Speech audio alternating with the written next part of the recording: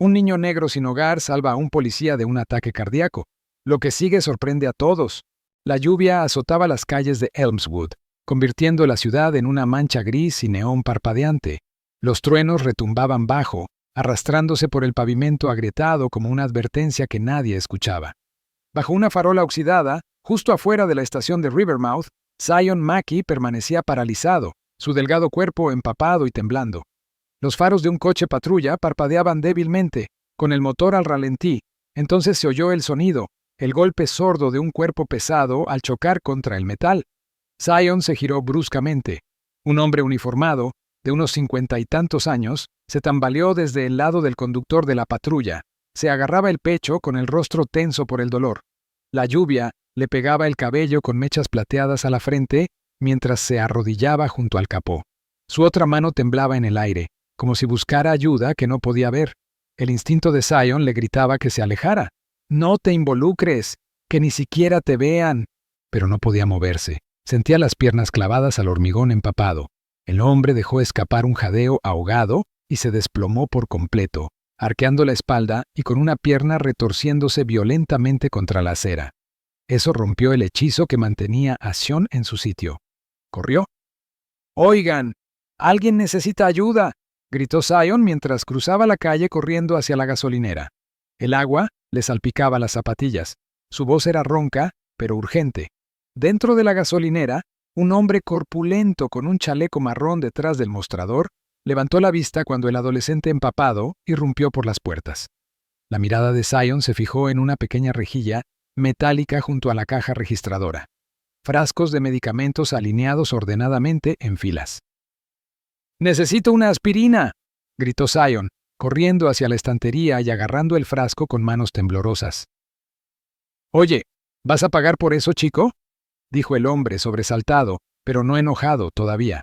«¡Llamen a una ambulancia! Un policía está sufriendo un infarto, justo afuera», gritó Zion, ya a medio camino de la puerta. La botella estaba metida en su chaqueta, sin abrir. El hombre se inclinó sobre el mostrador, entrecerrando los ojos por la ventana empapada por la lluvia. Cogió el teléfono. Zion corrió de vuelta a la patrulla, jadeando. Casi resbaló en el asfalto resbaladizo, pero se agarró al parachoques. El agente estaba en el suelo, con la mirada vidriosa y el rostro pálido. Sus labios se movían levemente. «Señor, quédese conmigo». Zion se arrodilló a su lado, manoseando torpemente el tapón de la botella. Sus dedos húmedos resbalaban inútilmente sobre el plástico. Finalmente se abrió. Se echó 2 pastillas en la palma de la mano y, recordando lo que decía el libro, intentó levantarle la cabeza. «Mastique esto. Por favor, solo mastique», dijo con la voz entrecortada.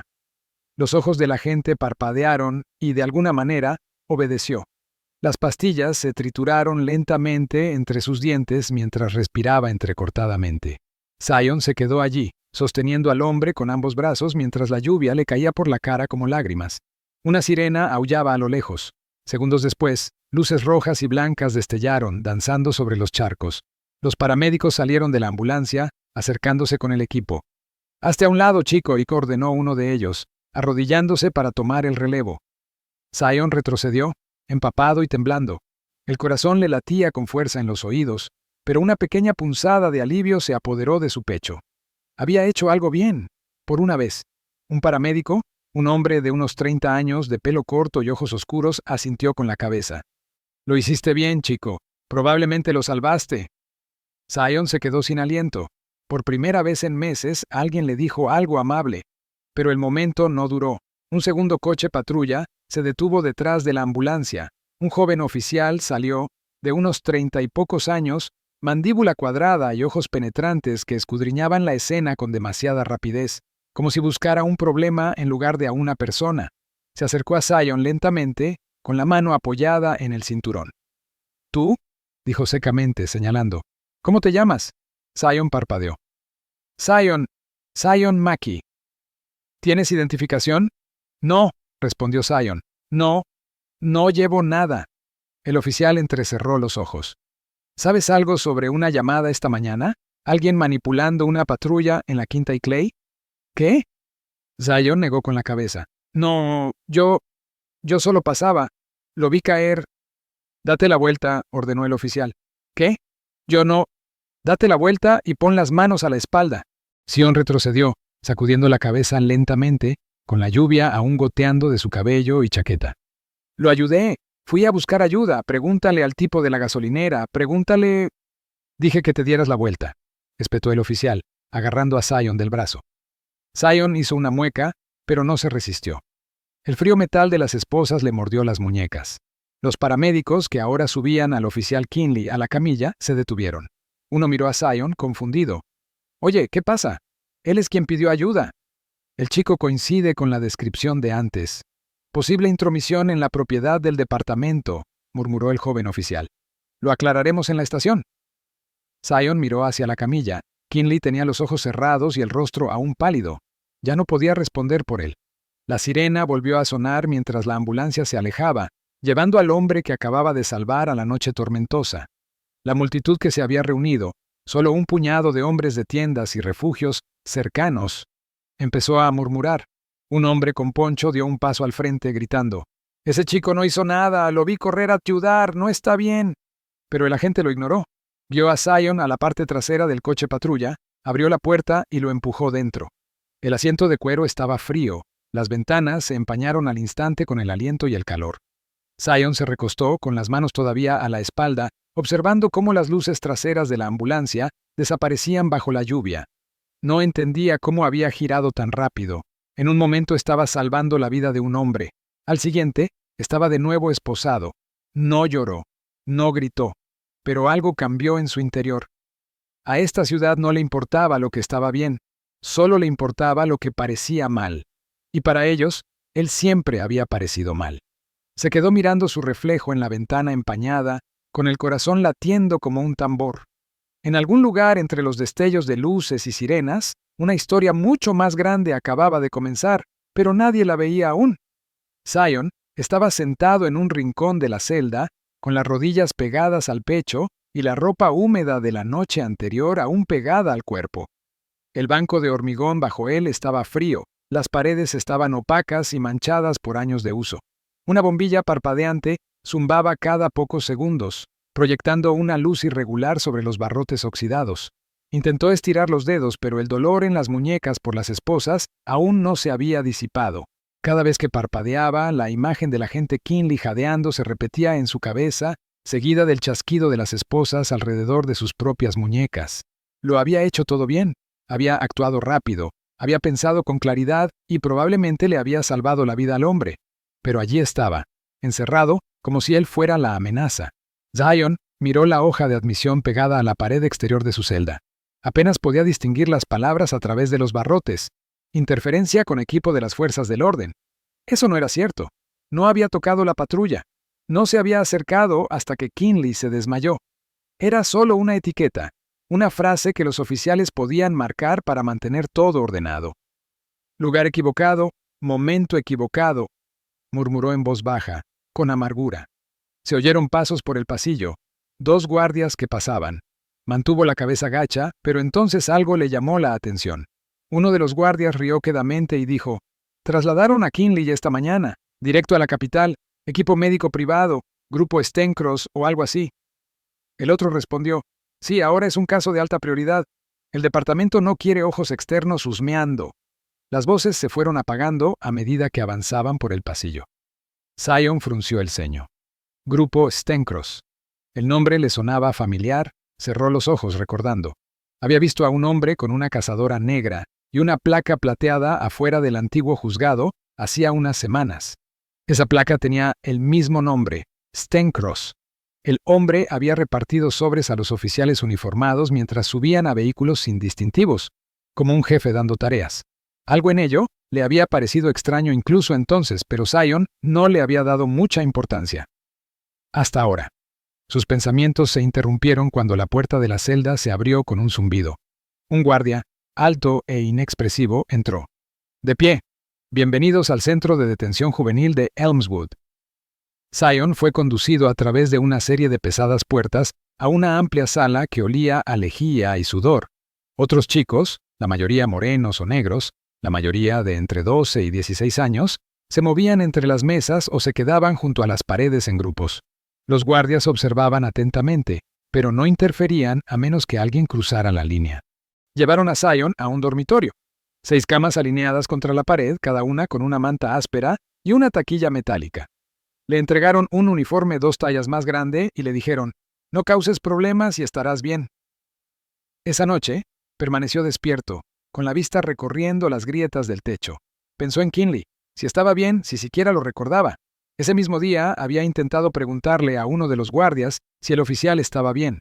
El guardia simplemente sonrió con suficiencia y se marchó. Alrededor de la medianoche, mientras la lluvia golpeaba ligeramente la ventana alta, Zion oyó voces a través de la rejilla de ventilación sobre su cama. Por lo demás, la habitación estaba en silencio. Todos sus compañeros se habían quedado dormidos. Las voces eran tenues, pero lo suficientemente cerca como para captar algunas palabras. Clínica de la capital. No son registros públicos. Stencross lo aseguró todo. Kinley pregunta por el chico, dice que quiere verlo. El departamento dijo que no, le dijeron que lo dejara pasar. Zion se quedó paralizado.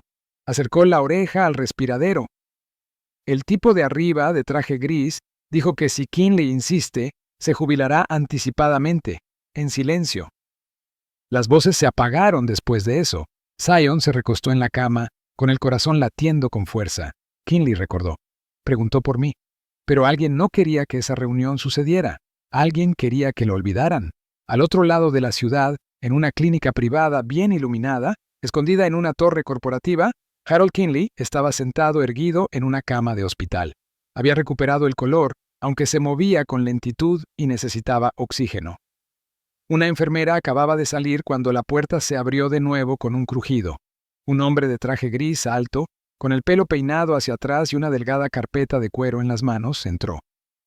«Oficial Kinley», dijo cortésmente, «me alegra ver que se está recuperando». Kinley entrecerró los ojos. «¿Y usted?» «Thomas Bray, enlace interno para contratos especiales». Kinley exhaló, sin molestarse en ocultar su sospecha. «Déjame adivinar, estás aquí para decirme que no pregunte por el chico». Bray sonrió tensamente. «Solo estoy aquí para informarte que el departamento se encargará de la situación. No tienes obligación de involucrarte más». Kinley lo miró fijamente. «Me salvó la vida». «Y eso quedó registrado», respondió Bray. «Pero el asunto está siendo revisado. Por tu salud y tranquilidad, te recomendamos que te centres en tu recuperación. La situación del chico no te concierne». Bray se fue sin decir nada más. 10 minutos después, Kinley metió la mano debajo del colchón y sacó un teléfono prepago envuelto en un guante de plástico. Sus dedos se movían lentamente, pero el número que marcó era uno que no había olvidado. Greg Sutter, un exdetective que había dejado la policía cuando la corrupción empezó a crecer demasiado. «Greg», dijo cuando la llamada se conectó. «Necesito un favor, encuentra a un chico llamado Zion Mackey. Está en el centro de detención juvenil de Elmswood. Algo anda mal». De vuelta en el centro, los días pasaron. Zion notó un patrón. Cada viernes, 2 o 3 chicos eran transferidos, siempre discretamente, sin previo aviso, sin retorno. El personal lo llamaba progresiones de alcance, pero nadie explicaba qué significaba. Entonces, una tarde, Zion vio un portapapeles olvidado en un escritorio del personal. Un guardia había sido llamado a mitad de la revisión, y Zion actuó rápido. Agarró el portapapeles y lo deslizó en su sudadera antes de que nadie se diera cuenta. De vuelta en la biblioteca, uno de los pocos lugares con verdadero silencio, hojeó las páginas. Nombres, fechas y un extraño logotipo lo miraban fijamente. División de Alcance ERP, ERP Outreach Division. Los documentos enumeraban números de identificación codificados, destinos marcados solo con iniciales y ninguna firma de padre o tutor. No parecía legal. No se sentía legal. Empezó a copiar lo que pudo en los márgenes de libros desechados de la biblioteca. Fechas, iniciales, patrones, escondió las notas en páginas que nadie tocaba, marcadas con tenues puntos de lápiz, que luego pudo reconocer. Una noche, mientras garabateaba en un libro titulado Geografía Urbana, otro chico entró en el pasillo, alto y tranquilo, de 16 años, con la cabeza rapada y mirada penetrante, Caleb. «Deberías dejar de hacer eso», dijo con calma. Zion levantó la vista, sobresaltado. Caleb se acercó, en voz baja. «Estás husmeando en algo que no quiere ser visto. Solo intento averiguar a dónde llevan a los chicos». Hacen desaparecer a los niños, susurró Caleb. No castigarlos, desaparecer. ¿Crees que este lugar es malo? No es nada comparado con a dónde te llevan después. Zion lo miró fijamente. ¿Lo has visto? Tenía un compañero de cuarto. Una noche me desperté y se había ido. Sin despedidas, sin maleta, simplemente se había ido. Cuando pregunté, el guardia dijo que lo habían ascendido. Luego, otro chico desapareció de la misma manera. Nadie ha vuelto jamás. Zion apretó la mandíbula. No pienso parar. Caleb suspiró. Eres valiente, te lo concedo. Pero la valentía te marca. Ten cuidado con quien hablas. Zion lo vio desaparecer por el pasillo. El mensaje era claro, pero también lo era el miedo en los ojos de Caleb. Esa noche, Zion se ajustó bien la manta y se quedó quieto en la oscuridad. En lo más profundo del centro, algo más grande que un castigo estaba sucediendo. Algo organizado, y nadie de afuera lo sabía. Pero Zion había decidido, si nadie iba a liberarlo, él se liberaría solo y destaparía lo que realmente estuviera sucediendo dentro de ese lugar. La huida de Zion no se trataba de fuerza bruta. Se trataba de callarse mientras otros gritaban, de observar mientras otros dormían, de recordar cada rincón olvidado de un lugar que quería que se olvidara de sí mismo. Cada noche, después de apagar las luces, pegaba la oreja al suelo y contaba los pasos. Cronometró las rotaciones de los guardias, controlaba cuánto parpadeaba cada cámara del pasillo al reiniciarse, memorizaba qué puertas se cerraban con un clic y cuáles crujían como bisagras moribundas. Para cualquier otra persona, habría parecido que se había dado por vencido. Cabizbajo, sin problemas. Pero Zion estaba planeando algo con lo que la mayoría de los chicos de allí ni se atreverían a soñar. Tampoco estaba solo. Caleb, un chico flacucho y de mirada penetrante, con la nariz rota y un resentimiento, se había dado cuenta. Una noche en la sala común, Zion se inclinó y susurró. «Si me voy, ¿vienes conmigo?» El rostro de Caleb se contrajo, como si no pudiera creerlo. Entonces asintió una vez, sin preguntas. Eso fue suficiente. La tormenta azotó una semana después, haciendo vibrar los viejos cristales de las ventanas, inundando el patio de sombras. Zion esperó hasta las 2:17 am, cuando las cámaras del pasillo fallaron exactamente 45 segundos durante una copia de seguridad del servidor. Se movió rápido. La placa que le había robado a un conserje descuidado colgaba de su cuello. Una cuerda hecha de sábanas rotas, escondida tras el conducto de la ropa sucia durante días, estaba atada y lista. Golpeó la litera de Caleb una vez. No hablaron. Las palabras solo los frenarían. Bajaron por el pozo, con las botas raspando el metal, las manos agarrando la tela resbaladiza por la lluvia. Cayeron al suelo detrás del edificio y corrieron hacia el bosque. Las ramas les arañaban la cara, el barro les succionaba los zapatos, pero no se detuvieron. Para cuando sonaron las sirenas, ya habían recorrido 3 kilómetros, respirando con dificultad y con los pulmones ardiendo. El límite de Elmswood apareció a la vista, viejas vías de tren y una valla publicitaria desgastada que decía, «Sonríe, estás en casa». No tuvieron tiempo de reírse de la ironía. Una camioneta negra chirrió al doblar la curva, cerrándoles el paso. No llevaba las luces azules de la policía, ni logotipos, solo pintura mate y elegante y ventanas tintadas. 2 hombres salieron, ambos con trajes grises y alfileres plateados a juego. Un triángulo dentro de un círculo. Zion lo reconoció. Stencross. «No corras», ordenó uno de ellos. Era alto, pálido, con los ojos hundidos y una voz gélida. «Ya sabes lo que pasa si corres». Caleb lo sabía de todos modos. Salió disparado a la izquierda. Un cable de taser crujió en el aire y lo derribó al instante. Su grito resonó por los terrenos baldíos. Zion no se movió. Sus piernas querían aguantar, pero algo le decía que se quedara quieto. El corazón le latía con fuerza. El segundo agente dio un paso adelante, esposado. «De rodillas, ahora». Entonces se oyó el chirrido de neumáticos.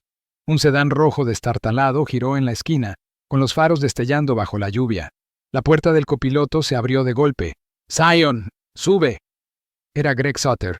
Su rostro estaba iluminado por el pánico, la mandíbula apretada, una mano aún agarrando el volante. Zion no lo dudó. Corrió hacia adelante, esquivó los brazos extendidos del agente y se metió en el coche. El sedán arrancó, salpicando agua tras ellos mientras desaparecían en la tormenta. Por la ventanilla trasera, vio a Caleb todavía retorciéndose en el suelo. Greg no dijo ni una palabra durante un buen rato. Tenía los nudillos blancos alrededor del volante. Zion estaba sentado en el asiento del copiloto, jadeando, empapado, con el corazón acelerado. ¿Dónde está Kinley? Zion finalmente preguntó en voz baja. Greg exhaló. Esperando. Entraron en el sector industrial. Almacenes abandonados, farolas rotas y carreteras con más grietas que asfalto. Greg se detuvo en un terreno vallado detrás de un garaje de chapa ondulada y llamó 3 veces al panel lateral. La puerta se abrió lentamente. Dentro estaba Kinley, demacrado y pálido, con la barba más larga que antes, pero la mirada tan aguda como siempre. «Pareces haber visto un fantasma», dijo Kinley en voz baja mientras Zion salía del coche. Zion lo miró fijamente, con la mandíbula apretada. «Se suponía que estabas muerto». Kinley esbozó una sonrisa cansada. «Lo estaba, pero alguien me sacó a rastras antes que los médicos. Me dio una segunda oportunidad, ahora es mi turno». Dentro, el lugar parecía el sueño de un superviviente. Mapas clavados en la pared, un portátil con la pantalla rota, cajas de archivo etiquetadas con nombres en clave. Greg cerró la puerta de golpe tras ellos. Durante la siguiente hora, Zion lo soltó todo. Recordaba cada nombre, cada detalle de su tiempo en prisión. Caleb le había ayudado a copiar los registros de transferencia durante la hora de la comida. Zion había memorizado partes de las rutas de los archivos de una terminal rota del personal. Lo extendieron todo sobre la mesa. Notas escritas a mano, copias de CD grabadas, diagramas del centro de detención. Kinley y Greg intercambiaron miradas cuando Zion mencionó el PRE. Kinley asintió con gravedad. Protocolo de reforma mejorado. No es un programa, es un sistema de desaparición. Una vez que te etiquetan para el PRE, no sales. Stencross vende los contratos a socios fantasma. Hacen pruebas, medicina, tecnología, cualquier cosa que no puedan hacer legalmente. Los chicos como tú son solo números para ellos. Zion apretó los puños. Tenemos que cerrarlo. Greg golpeó el portátil. Lo haremos. Pero primero, necesitamos pruebas. Encontraron a Caleb 2 días después. Greg localizó la camioneta con una aplicación de prueba que creó para falsificar matrículas. Encontró al chico en un motel ruinoso a las afueras, casi inconsciente, con las costillas magulladas y un hombro cosido. No había dicho ni una palabra desde entonces. Cuando Zion se inclinó y susurró, «Estás a salvo», Caleb parpadeó por primera vez en horas. El plan se concretó pieza por pieza. Zion aceptó volver a la boca del lobo. Kinley le puso una microcámara camuflada en un botón de chaqueta y un micrófono tejido en el cuello. Greg manipuló la señal para que rebotara a través de múltiples proxies, lo que resultó en una conexión con un dron de noticias locales que siempre sobrevolaba cerca de los juzgados de la ciudad. Zion se entregó en una estación de autobuses. Lo llevaron de vuelta al mismo centro, pero algo se sentía diferente esta vez. Tal vez fue la sonrisa demasiado burlona de los guardias, o como el director, el señor Halbers, lo miraba constantemente como si supiera algo. La tensión aumentó rápidamente. En cuanto Zion se quedó solo en la sala de admisión, Halbers irrumpió. «¿Crees que correr te hace valiente?», siseó el alcaide, cerrando la puerta de un portazo. «No eres valiente, eres propiedad». Zion ni se inmutó. «Qué curioso, eso no lo dice la ley». Halbers caminaba de un lado a otro como un animal enjaulado. «¿La ley? Stencross es la ley aquí, muchacho. ¿Crees que esas órdenes de traslado eran falsas? ¿Crees que tu amiguito no gritó cuando lo sacaron a rastras de la unidad 9? Zion guardó silencio, con el corazón latiéndole con fuerza. El micrófono captó cada palabra. Halbers se inclinó. «Te asignaron para el ERP desde el primer día, porque nadie echaría de menos a un perro callejero como tú». Afuera, Greg estaba aparcado en un callejón, con la vista fija en la señal. Kinley observaba la señal de su teléfono, con los labios apretados. Greg asintió. «Entendido». Un segundo después, la grabación estaba en directo, transmitida por la red del dron a todos los canales de noticias de la ciudad. La voz de Halbers resonó por la explanada del juzgado. «Te etiquetaron para el ERP desde el primer día». El efecto fue instantáneo. En menos de una hora, los investigadores estatales irrumpieron en las puertas del centro de detención. Llegaron autobuses. Agentes con cazadoras negras registraron cada celda, cada expediente, cada pasillo oculto. Halbers intentó correr. No logró pasar la puerta este. Zion estaba de pie en el patio junto a Kinley, mientras la multitud de periodistas zumbaba como moscas. Los flashes de las cámaras, los reporteros gritaban preguntas, pero él no dijo nada. No tenía por qué hacerlo. Kinley le puso una mano en el hombro. «Lo lograste», dijo en voz baja. «No solo me salvaste a mí esa noche, los salvaste a todos». Sion observó los autobuses mientras sacaban a los chicos, uno por uno. Algunos parecían aturdidos, otros lloraban. Caleb bajó el último, magullado pero de pie. Y entonces, la última sorpresa. Una camioneta blanca llegó tras la línea de prensa. Salieron 2 hombres trajeados, pero estos no llevaban insignias de Stencross. Uno de ellos se acercó a Sion y le extendió un sobre sellado. «¿Vas a querer ver esto?», dijo. Dentro del sobre había una foto. Era Sion, 3 años menor, sentado junto a un hombre uniformado. Su padre, y estampado en la parte inferior. Clasificado. Archivo de orígenes de la ERP. Pero incluso entonces, nadie esperaba lo que vino después. Sion estaba sentado bajo las duras luces de la sala de audiencias del Senado. Las paredes revestidas de madera resonaban con el trasiego de papeles, susurros y clics de cámara. El sello del Comité de Supervisión del Senado colgaba tras él, frío y oficial. Tenía 17 años y vestía una chaqueta prestada 2 tallas más grande, pero mantenía la espalda recta y la voz firme. Frente a él se sentaban 6 senadores y 2 asesores, todos hombres blancos mayores con trajes a medida. Lo habían llamado para pedirle respuestas, pero Sion no estaba allí para rogar ni para defenderse. Estaba allí para decir la verdad. «No irrumpí en ese edificio», dijo Sion con tono tranquilo pero directo. «Llevé a un hombre moribundo dentro. No robé medicamentos. Usé lo que pude encontrar para mantenerlo con vida. Y no huí por ser culpable. Huí porque su sistema trata a los chicos como yo, como amenazas antes de vernos siquiera como humanos». Un murmullo bajo recorrió el público. Detrás de él, una docena de periodistas garabateaban en sus cuadernos. Greg Sutter, el abogado encargado de la demanda colectiva, asintió levemente desde la primera fila.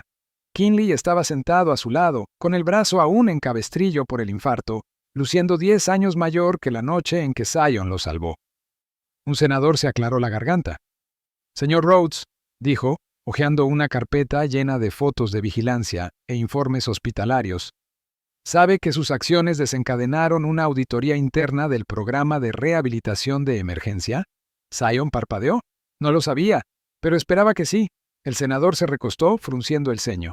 Y sabía también que, hasta esta mañana, 23 jóvenes han presentado historias casi idénticas de detención ilegal y pruebas médicas en el centro de detención de Stencross. «Sí», dijo Sion en voz baja. Miró directamente a las cámaras, como si hablara con alguien mucho más allá de las paredes de esa cámara. Ese lugar le quitó años a gente que no tenía ninguno de sobra.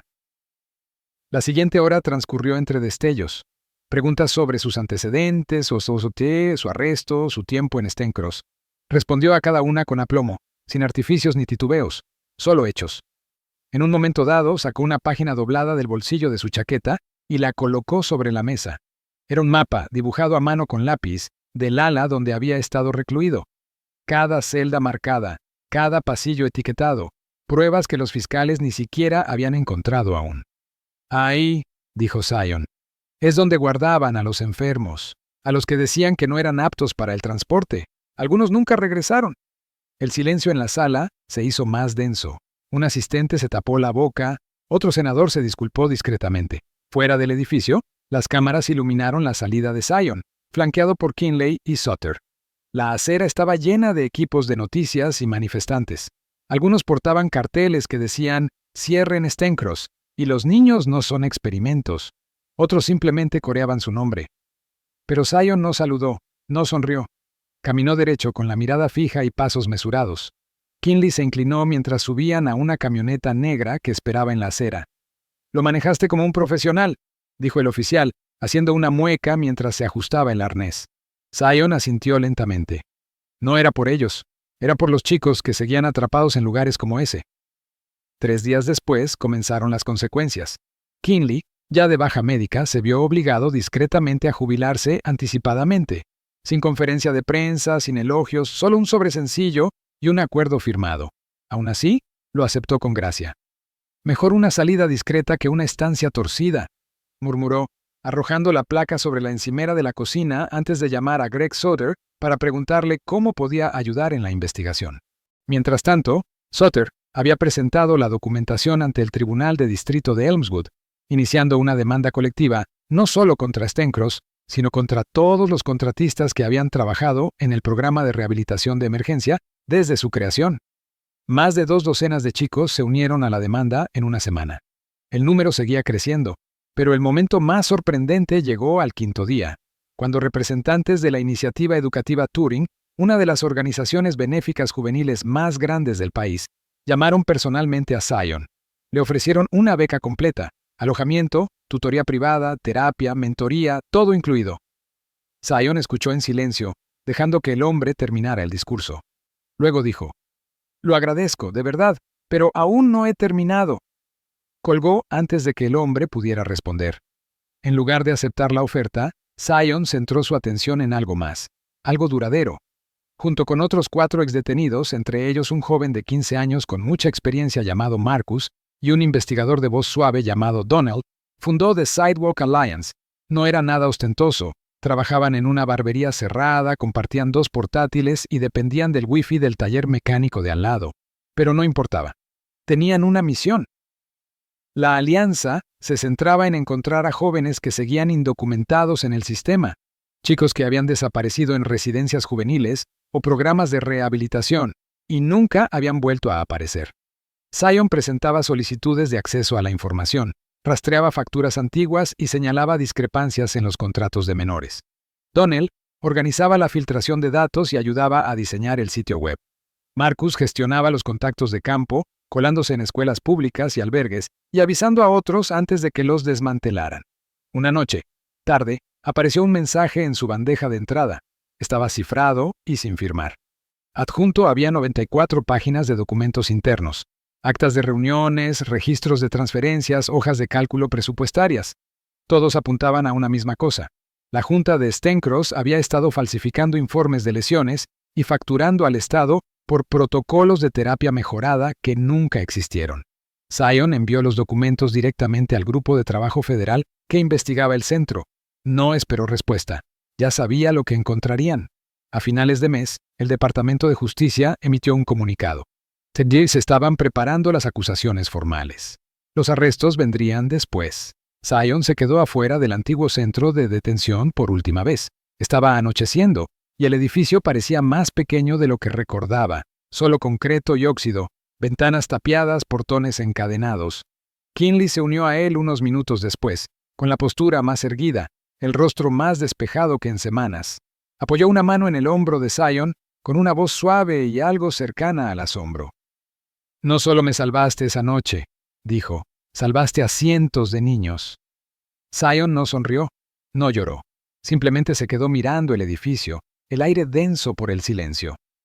«No», respondió en voz baja y firme, «eso fue solo el comienzo».